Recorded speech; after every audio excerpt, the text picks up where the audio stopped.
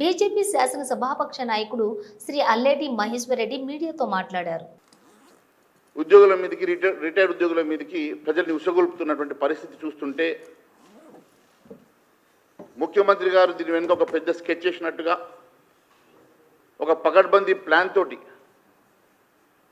ఒకవైపు ఉద్యోగస్తుని బ్లాక్మెయిల్ చేస్తూ భయపెడుతూ మరోవైపు ప్రజల్ని ఆర్థిక ఇబ్బందులు ఉన్నాయని చెప్పేసి ప్రిపేర్ చేస్తూ ఇచ్చిన హామీలు ఎగవేసేందుకు సంక్షేమ కార్యక్రమాలు ఎత్తేసేందుకు పెద్ద ఆలోచన చేస్తున్నట్టుగా స్పష్టమవుతున్నది.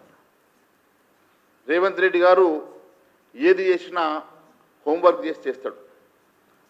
దీని వెనుక పెద్ద హోంవర్క్ ఉన్నది. రేవంత్ రెడ్డి గారు ఆలోచన విధానం చూస్తూ ఉంటే ఖచ్చితంగా ఇచ్చిన హామీలను ఎగవేసేందుకు 6 గ్యారంటీలను ఎగేసేందుకు అంతేకాకుండా సంక్షేమ కార్యక్రమాలని ఎత్తివేసేందుకు ఆయన చేస్తున్న ఒక పథకంలాగా కనపడుతున్నది.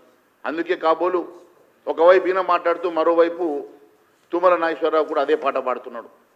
అందరూ కలిసి ఒక నాటకం ఆడుతూ తెలంగాణ రాష్ట్రాన్ని అప్పుల రాష్ట్రంగా మరి ఇలాంటి సంక్షేమ కార్యక్రమం ఇవ్వలేని పరిస్థితి ఉన్నదన్నట్టుగా ప్రజల్ని ప్రిపేర్ చేసే వెనుక మతలబ్ ఏముండదని చెప్పి అడుగుతూ ఉన్నాను. రాష్ట్రం ఆర్థికంగా దివాలు తీసింది, అప్పులు పెరిగిపోతున్నాయి, ఆదాయం పెరగడం లేదు, నన్ను కోసిన పైసలు లేవని చెప్పేసి చెప్తున్న రేవంత్ రెడ్డి గారు మరి పీసీసీ అధ్యక్షుడిగా ఉన్నప్పుడు కూడా మీకు తెలుసు కదా ఈ రాష్ట్ర పరిస్థితి. పీసీ అధ్యక్షుడిగా ఉన్నప్పుడు కూడా అనేక మార్లు ఈ రాష్ట్రంలో 5,29,000 కోట్ల రూపాయలు అప్పు ఉన్నదని చెప్పి పదే పదే చెప్పిన మీరు మాట మార్చి నేను 3 లక్షల అప్పునే అనుకున్నా అని చెప్పి నేను పోలీస్ అకాడమీలో మాట్లాడుతూ చెప్తావు. నేను 3 లక్షల అప్పు అనుకున్నా, 3 లక్షల ఆదాయం అనుకున్నా, కానీ చూస్తే ఇన్ని లక్షల కోట్ల అప్పు ఉన్నదని చెప్తా ఉన్నారు. మరి 3 లక్షల కోట్ల అప్పు ఉంటే ఆ రోజు మరి 5,29,000 కోట్ల అప్పు ఉన్నదని ఎందుకు చెప్పినావు? అంటే నీకు అప్పుల సంగతి పూర్తిగా అవగాహన ఉండి ఈరోజు అధికారం కోసం అనేకమైనటువంటి హామీలు ఇచ్చి ఈరోజు ఏదో ఒక రకంగా ఈ రాష్ట్ర ఆర్థిక పరిస్థితి బాగాలేదు, గత ప్రభుత్వం పూర్తిగా దివాలా తీసింది, అందుకనే నేను ఈ సంక్షేమ కార్యక్రమం ఇవ్వలేనన్నట్టుగా తప్పించుకునే ప్రయత్నం చేసి ప్రజల్ని ప్రిపేర్ చేస్తున్న పరిస్థితి చూస్తే దీని వెనుక పెద్ద ఆలోచన ఉన్నట్టుగానే కనపడతా ఉన్నది. నువ్వే అంటావు